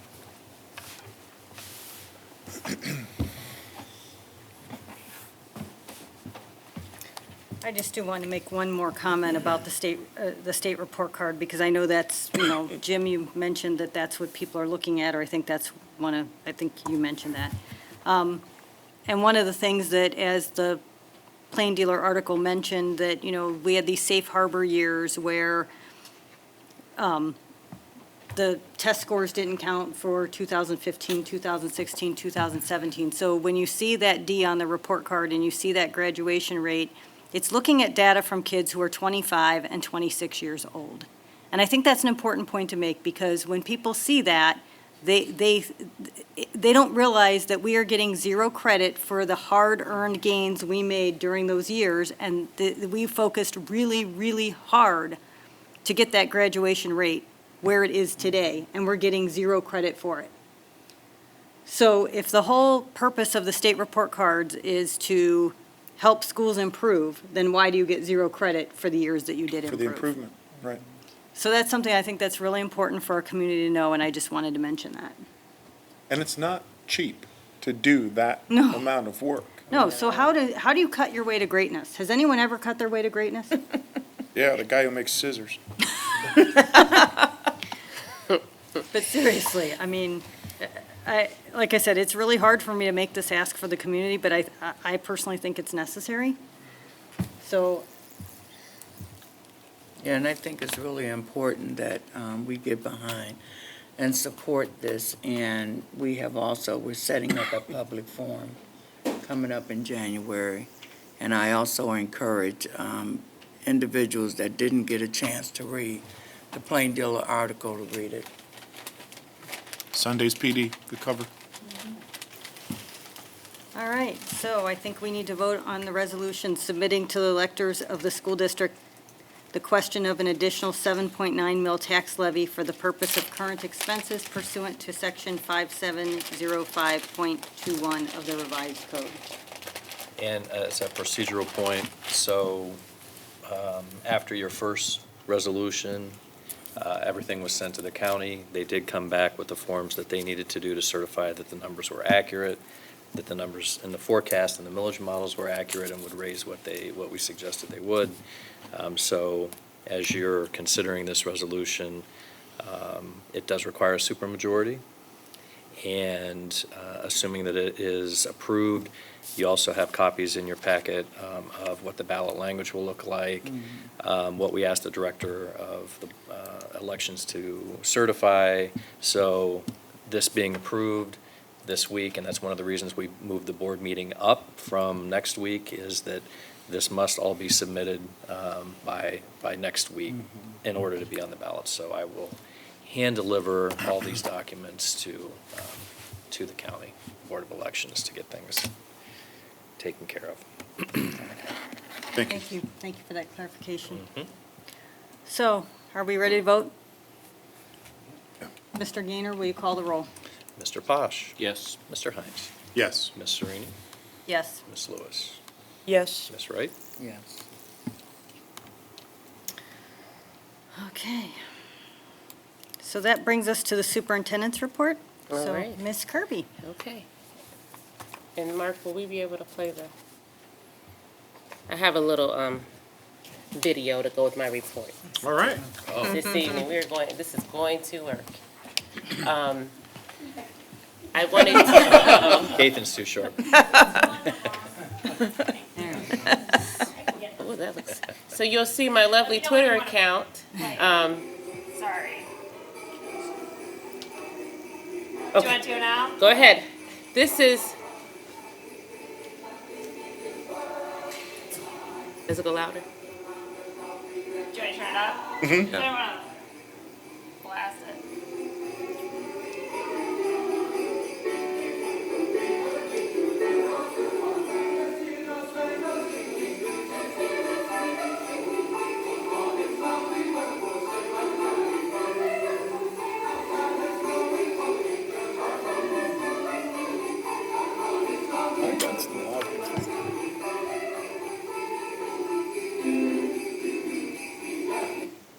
Okay, thank you. That's good. It just loops. So I attended the vocal music concert on Friday. It was my very first one. I knew it was going to be fabulous. It was more fabulous than I thought it was going to be. And I have so many clips on my phone that I've been sending to people. They've been chopped down a little bit, but I want to just open my report with that because the concert was fabulous. All of the high school choirs sang, and I was just so impressed with not only the students and their maturity as performers, but also Mr. Lang and their relationship with him. You could just see the students' enthusiasm for the work, and then just the talent and talent development was definitely outstanding. I also had the opportunity at the start of that concert to talk to the families a bit about some of the challenges we've just been discussing as it relates to school funding. We're going to continue that conversation at a meeting that's planned tentatively for January 9th, where we will do a community meeting for all of our families and community members about school funding. So there'll be more information we'll be sharing on that with everyone. Also, during the month of November, we did share at the November work session an equity analysis, preliminary equity analysis of the two middle schools, and we have follow-up meetings scheduled next week with the parents to continue that conversation. More work to still be done, but have a lot of good preliminary information to help us guide our work there. I also have started I'm rounding the end of my entry plan, so I've started teacher focus groups at all of the schools. If you go back to my original entry plan, which I know everyone has read, it's scintillating and really interesting. But there are the questions that we're discussing at the teacher focus group meetings really help us to get their perspective on the strategic plan of the district and the areas that we should continue to explore as we go into another strategic planning cycle. So those meetings have been great. We'll be continuing those up till the break. Today, I also had my first student focus group at Boulevard. Now, I will say I wasn't really sure how to approach the elementary schools, and at first I was just going to have the fifth graders participate. However, we gave it a try and had both kindergarten through fifth grade represented in the focus groups. And let me tell you, the feedback from the kindergartners was just as great as the fifth graders. And consistently, the students talked about their love of math. So the fact that Boulevard is one of our STEM schools, the students have really embraced that. But they also talked about the capstone project that they recently did at Boulevard, how they really enjoyed that, really enjoyed showing and sharing their work with their peers and with adults who came to witness those. During the month of November, I also attended the MSAN 20th anniversary. So our network was one of the founding districts for the Minority Student Achievement Network. Our director of data was on one of the panels who talked about her journey and the work that she's led here and experienced here in the district. In addition, her sister was also one of the original alumni, one of the original MSAN students who talked about her experience as well. So that was a great experience for me, and I had the opportunity to meet with a former superintendent and former state superintendent, Deb Delisle. Lastly, I want to share, we're really, really excited. We're going to talk more at the January meeting about the AP Honor Roll distinction that our district received. This is a huge, huge deal. Only 250 districts nationwide received this distinction. And when I got the list, I wanted to see if Chicago was on there. We were not. They were not. Though they had been making that list consistently for a long time. And so we have 2 years of consecutive performance on that. And it's a commitment, it's a distinction that not only shows performance, continued strong performance, but also increases in enrollment. So though our enrollment has increased, we also have increased our performance of students as well. So we're really excited about that. There'll be much more that we will be sharing about the AP Honor Roll distinction that we received. And so that finally, I will be remiss not to mention that the PTA Council is having their Cavs fundraiser, Cavs Night Out on January 5th. So this will be during the holiday break, but please, if you can, go to our website. You can purchase tickets there. This is a community event. We're going to all come together. It doesn't matter if the Cavs are not at the top of the conference. That's okay. We still wanted to come and celebrate both, our city, but also the community as well. So that will be a fun event, and it'll also support our PTA parent groups as well, who are so committed. For further updates, I encourage everyone to follow me on Twitter at CHUH SUPT, where I will daily post updates of things happening in the district. So that concludes my report. Great, thank you. And next, we have to go to the first reading of the school calendar for the 2021 and 21-22 school years. Good evening. Good evening. We're going to talk about the first reading for the 2021 and 21-22 school calendars. You may recall every couple years, our committee gets together and we do propose a recommendation to the board for the next 2 years' school district calendars. There won't be any action tonight on this, but you have received the 2 proposals. I will just give you a little background on this. The group met on October 15th, and the group is made up of 5 union presidents, Sharon Roller, our EMIS coordinator, Vanessa Fitzgerald, our PTA council president, myself, and Beverly Wright. For those that couldn't make the meeting, there were calendars and electronic versions sent to people so they could comment. Looking at our policy 8210 on school calendars, the board, at least 30 days prior to adopting a school calendar, the board shall hold a public hearing on the school calendar. So unlike our board policies where there are 3 readings, there's only 1 reading needed for this. So this would be our hearing our public hearing, and then you can adopt it if you choose at the January board meeting. Also, within our policy and our administrative guidelines, the superintendent must consider the compatibility of the proposed changes with the scheduling needs of a joint vocational school districts in which our high school students are enrolled. And we also must consider the compatibility of the proposed changes with the community schools in which the district is required to transport students. And how we do that is we do send a letter to all the schools that we do transport students to. We'll be doing that this week.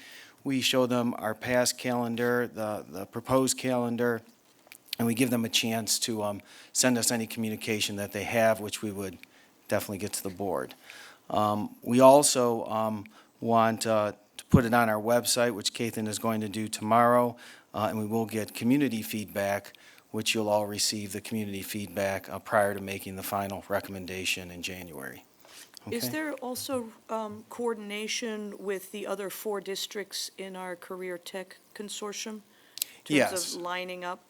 Yeah, so if you look, the 2 changes, because we are pretty aligned with our current calendars, the 2 changes that you'll see in the 2 calendars that you have there are starting a week later. Okay, so that would be starting the students a week later than we normally have the last couple of years, which would be on the 24th. Looking at the schools in that consortium, neighboring schools, they start between the 19th and the 26th of August. So we're all within the same week time frame of starting. And the second change you'll see is spring break was usually the 3rd week in March. The committee wanted to propose keeping it consistent with the final week in March. So we start a week later, and then spring break is a week later. Everything else lines up to what we have been doing in the past, as far as days, as far as holidays, and so forth. Dr. Lombardo, I did have one question. On the records days that are not determined yet, but it's one day in October, and then I'm just looking at the 2021 calendar, and then another day, I think it's in March, February or March. When would those be determined, and how would those be determined? Yeah, our Ed Services team is going to be looking at those. What has happened in the past is we prematurely put those dates in, and then there was some rationale on why those dates should be maybe a day or 2 or a different week. So we wanted to give Ed Services a chance to get those together. But I would think towards the end of the year, when we get those calendars out, people will definitely know what those days are. So in the 2021 calendar, when is the final schedule for the high school? There's always been some concern where you go on winter break, and then a week later, after you get back, you have finals. Right, well, that will be determined. Right now, my understanding is they do those prior to going on break, and then they come back for a week. This is going to allow them a week to come back and prepare for the finals, if that's what they choose to do, and then still have their finals in January. So that would be more of that wasn't part of what the calendar committee would be doing. We structure the calendar, but that would be through Ed Services in the high school, looking at when that's going to fall. But this will allow them a week when they come back to study for the finals, and then there'd be a second week still left for them to take their finals. But doesn't the calendar committee pick when the end of the semester is going to be? We do not. You're counting the number of days to try to balance sort of the 2 semesters. We don't actually negotiate or determine those. Those are done through the Ed Services team, and the curriculum teams actually put those together. We put together the start and the end and the holidays, and then those days are looked at as we move towards getting the calendar out to people. Can we have staff to sort of look at what the impact would be of, I mean, I'm not suggesting making any changes to the calendar, okay? I just kind of want to know what the impact is for kids in the high school that only, I mean, they come back. Okay, so you're gone 2 weeks, you come back, then you have a week to study for your finals, then you take the finals the next week. just doesn't seem fair to students. So are you suggesting still having those finals prior to break? I mean, here you are, you're gearing up, but then all of a sudden you forget about school totally for 2 weeks, and now you're thrown into sort of this situation. I mean, I'm just wondering what this means for student performance. Right. And, I'm not the one to answer that question. I think, I just like, Yeah, we can have a committee of teachers work in partnership with Ed Services on that. The flexibility, we already have, okay. The flexibility is within this still to make those determinations. So we're not Absolutely. locked into one final schedule or another with this current proposal. okay, that's just want to So make as sure. as a guy who's always willing to say something incredibly unpopular, Go for it. I'm going to do it. I have taught under a schedule very much like the one that we are proposing, with what I consider a tragic flaw that Jim just pointed out. You go to school for a number of weeks, then you leave before winter break. You're out for 2 weeks, you come back, you review for a week, much of which is sort of just to get caught up from what you lost over the 2 weeks. You review, you take your final exam, you start another quarter. And we can continue to do that. Or we can do what just about every college in America does. Take your final exams before winter break, you come back and it's semester 2. And what that takes is the really unpopular statement that is, you got to start a week or 2 earlier in August, which is what I have been doing for the past few years.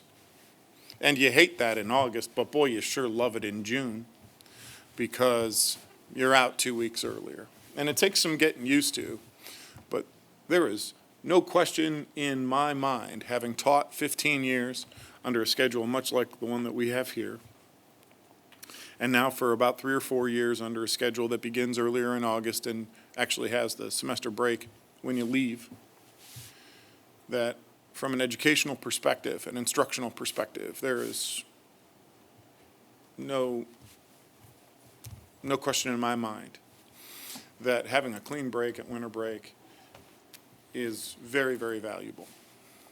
So I'm not, again, like Jim, I'm not telling anybody what to do, but I've lived under both worlds, and it makes a big difference. Thank you. You are so correct. You are so correct. Our current schedule for final exams is in December. It is a clean break. The students will take their exam in December, and they will come back in January to do any makeup exams that they need to do, as well as any information that they need to front load. So that's how it's set up for this current school year. Thank you. Is that because we started earlier this year? Oh, no, we're moving No. later. No, this, they decided to, this has been for the past 2 years that they've had finals in December, to have that clean break. And so that kids didn't have to worry about when they return, trying to do a week of and then do the exams. Perfect. Okay, Thank you good. for that I'm really clarity. glad Thank you you came very on much. and shared that with us. I had a community member approach me about our calendar. And the request was, we have a number of 4-day weeks, especially sort of, it seems like, in the first semester, where there's a lot of individual holidays and election day and that sort of stuff. And her hope was that we could try to bundle a little bit and get 4-day weekends so that families could do things like college visits and that sort of thing, take advantage of the longer weekends to do that sort of thing. So I promised that I would share that with the powers that be, and I have shared that with the powers that be. There. Thank you. Check. Thank you. think we've beat the calendars Yep. for now. I think we can Okay. move on to the What else first can we reading of beat? policies, Group A. Okay, very good. All right, you received Group A policies. There's 14 policies we're bringing forward. With our policies, we do have 3 readings. This would be the first reading for the board to consider.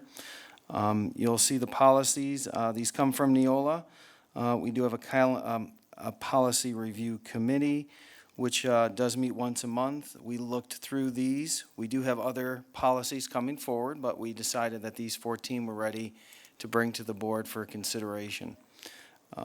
You have those in front of you, and if there are any questions, I'd be happy to answer them, or you can relay that information to me. We'll be bringing these forward in January, and then the final reading will be in February for these 14 policies. So I am very glad that we have made that we are proposing the changes to the tobacco definition, expanding it to ways that students use tobacco and tobacco-like products today, vaping being one. So I'm very glad that that's being updated. And then I do have a question about 8462, which is about reporting student abuse and neglect. First of all, I think it's a great policy in that it ensures that new staff will be trained and then immediately, pretty much, or soon. And then it talks at the end about how training updates will occur every 2 years. And I was just sort of wondering about how that, those refreshers take place. Is that through like Public School Works, or is that, how are we, and how do we monitor to make sure that every one of our employees is getting those trainings on the correct schedule? Yeah, that would be done through our Public School Works. Okay. And so Public School Works, for those who are not in the biz, is an online platform where I, as a teacher, am assigned, I get an email that says that I am assigned these trainings to take, and the theory is that somebody is keeping track that I'm taking these at a correct interval. We do in HR. Yeah. Oh, they do. Yeah, okay. I get yelled at all Good, because the I sure time. don't as a user, I get through them. But, so, good, And we do keep track of that. I'm glad to know about that, thank you. All right, any other questions on those for now? No. Okay, Thank you, Dr. Lombardo. thank you. Thank you.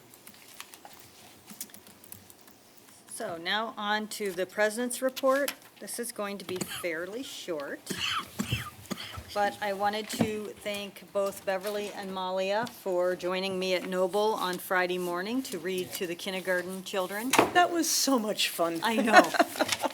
When we're able to get into the buildings and actually be around children, it's probably the most fun of this job, because, not that these board meetings aren't fun, but it's just, I always enjoy it when we get to go into the buildings and see children and work with children. It's very fun.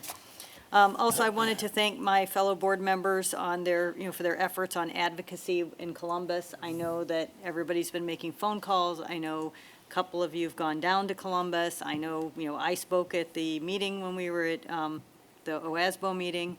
So thank you, keep it up. We got to keep pressure on our elected officials. And I also wanted to announce that we will be doing our organizing meeting in January. But we still have, even though you guys had asked me to set this up, we are going to have our board retreat, and I have to look at the date here. Oh, January 26th, January is that right? 25th is the 25th. date that we have for our retreat, so keep that date open. We're still planning to do that. I know a couple months ago, Rosalind had sent us all information on Strength Finders. I would like everyone to complete that before that retreat.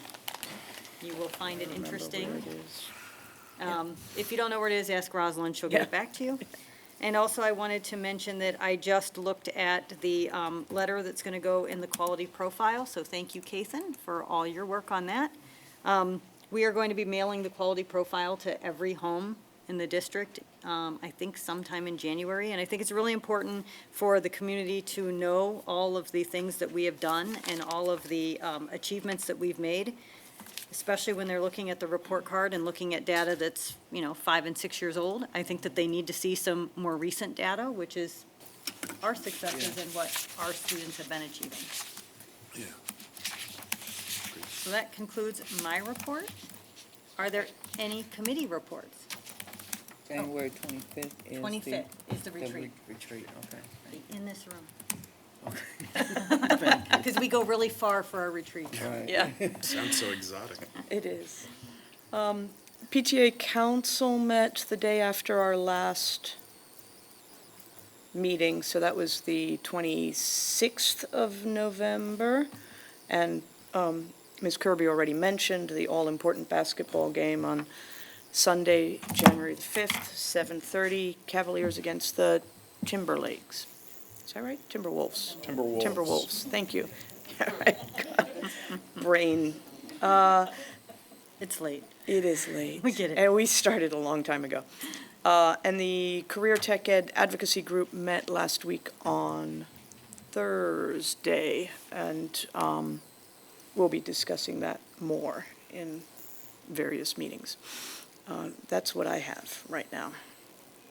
Oh, and I went to the spelling bee, the middle school spelling bee. Oh. Last week on Wednesday. That was so much fun. Okay, I'm sorry. I get very excited about spelling bees. Clearly. Those kids went 17 rounds Wow. to get to a finalist. Wow. Now, I've been up on stage for the adult spelling bee for Reaching Heights. There's no way any of us could last 17 rounds, just saying. We'd So know. it was very exciting. Yes. Excellent. Spelling bee champ in 8th grade, but maybe I can. Oh, wow. You could We've got a probably do ringer. that. That was a long time ago. Long time. We got someone for when we have to do the Reaching Heights one. Yes. Well, now, I shouldn't have put that in. Yeah, you should.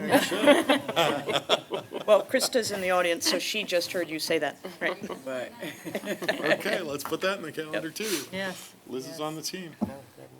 And also, if anyone went to visit the Future Heights Open House Oh, on that was Sunday, fun. I think several of us were there at different times. It was very nice to see that project is starting to improve some homes around our high school. It's very nice. And we have to mention that tomorrow is Reaching Heights' big 30th. birthday bash at 6:30 at the Coventry Building. 30th birthday. Hey, any unfinished business? I just wanted to point out that, maybe when I snuck out to cough, Beverly may have mentioned that the Early Childhood Task Force continues to meet. The meetings are very, very productive. We did a literature review at our most recent meeting, looking at different models and best practices. I will say that the assistance of Lisa Vahey has been really good. She's doing an excellent job. Any new business? So I would like to thank my colleagues on the board for your service. Many of the people do not know that the Board of Education has not been paid for the past few months of our meetings because we used up our allotted paid meetings earlier in the year when we had a rather important job to do to hire a new superintendent. And I just wanted to recognize that in the community as we talk about board service and commitment, because what you're seeing of my incredible colleagues is people who are doing this for all the right reasons. And I think that it has probably been since October that these neighbors have been serving you with no compensation whatsoever. So thank you. And you might want to mention, we get paid $125 a meeting where we take a roll call, but we are capped at $5,000 a year. Correct. We cannot earn more than $5,000 a year. And contrary to what someone said on one of the blogs, we do not get cars. We don't No, you get do not. healthcare, cars, there's no hidden But benefits. if that person can figure out a way to get us cars. I would like a new car, please. Well, I mean, I don't think we're doing this for the money. I don't think anybody is. And, We'd I sure think- be doing something else if we were. well, I mean, it's, well, it's kind of, okay, so, I just ran for reelection, okay, as did Beverly. And- Congratulations on your win. Yes, Yes, congratulations. yeah, thank you, everybody who voted for Beverly and me. It's frustrating because, even if, okay, so if we were not, if we were opposed by another candidate, we would have had to pay for some kind of campaign. And if you could do that for $5,000, which is what the annual pay is, that would be a really great Yeah, that'd be a bargain, cheap okay? campaign. But it's the time, though. That's really what this job is. And, right now, not that I track every hour, because I really don't track the hours, but it's about 20 hours a week. And the board president is 30-plus hours a week. Now, I know we blew that away on an average, early on in this year. And now with the Ed Choice stuff, because this Ed Choice stuff has been going on for a while. And you look at the number of meetings we had about University Heights, I mean, there's a lot of meetings that we've had. Okay, we've been at it since 5 o'clock today, so that's how many hours? 4 hours straight? A little hungry, a little cranky. But I mean, this is a commitment that someone has to make, and sometimes the people that need to be in these seats aren't the kind of people that can make that kind of commitment because they have to have a real job. And they don't have the flexibility like many of us do. Or you have young children at home. Or you have young, yeah, and that's somewhat unfortunate, and it sort of, doesn't necessarily get this board composed maybe where it should. But I gotta tell you, this board's hitting on all cylinders. It's really pleasant to work with you guys, Agreed. so. Thank you for carpooling. That's another thing. The gas money. Are there any correspondence and announcements beyond the announcements we've already shared? Nope. No. No, just support the gospel choir Yes. performance that's coming up. I believe Alumni it's next Association. Friday. Next Friday? Okay. And then if there's no other business, then can I get a motion to adjourn? I motion we adjourn. Can I get a second? Second. Mr. Gaynor, will you call the roll? That's right. Yes. Mr. Posh. Yes. Mr. Hines. Yes. Ms. Serini. Yes. Ms. Lewis. Yes. We are adjourned. Yes. Good night, everyone.